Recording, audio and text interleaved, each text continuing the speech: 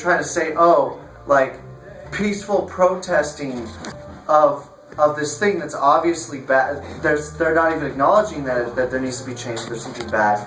They're unwilling. It's complete ego, But they're even saying that the protests themselves are encouraging people to kill police, right? So it's as if they're saying they're turning their back on the mayor because they're unwilling to admit that there's a problem within their own police force, that they're unwilling to admit that there can and should be changes made.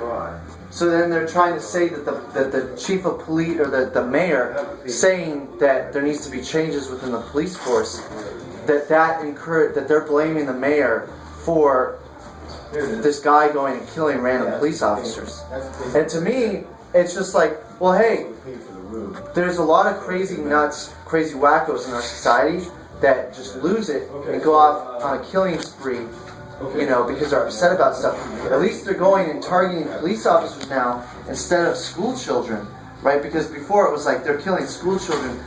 Now people are pissed because they're pissed off at the police because this is like a topic, so it's just a symptom. The guy taking his vengeance out on police is just a symptom of our society, and it's showing the police of like, hey, now because of your misconduct and because it's being filmed and everybody can see it now you're becoming a target. Now your officers are a target of these crazy lunatics. Right? Well, because I'm familiar with the current things that you're speaking about, and because I understand the military tactic of structuring a police department around units, and police departments are essentially units of organized law enforcement. The police department in New York City is clearly an extreme rogue police department, in my opinion.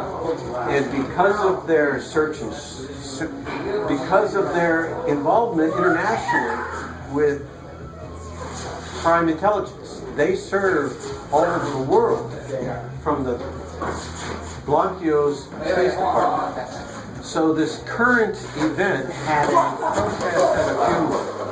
And only 2 times in our American history that I know of where there's been significant protests at a funeral. One is the Westboro Baptist Church, who protest at funerals.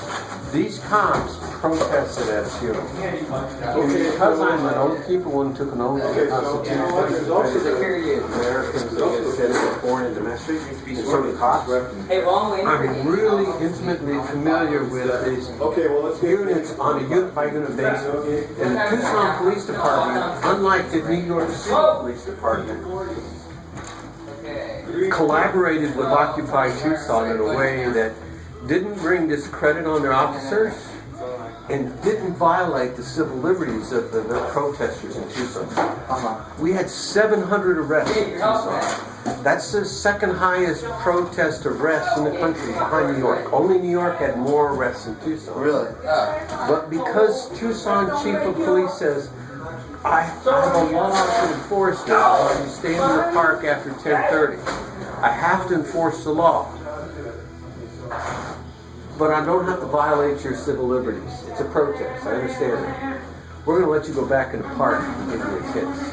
So for the first 2 months that Tucson's Occupy Tucson, our chief of police did not violate our civil liberties. All the other parks riled up, cops threw them out. There was violence. We had no violence. We waited in line at 7 o'clock, at 10:30 at night to get our tickets.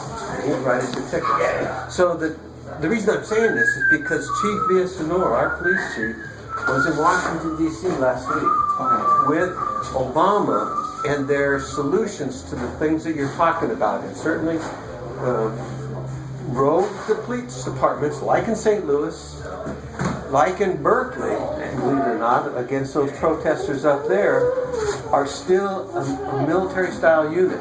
And their leader is their chief, in this place Braxton, who was supported by the mayor in this protest. These police chief representatives, and 2 of them came from Tucson. We had John Levitt, a vice chief in Tucson, went to New York and was in that crowd that turned their back on Blanquio.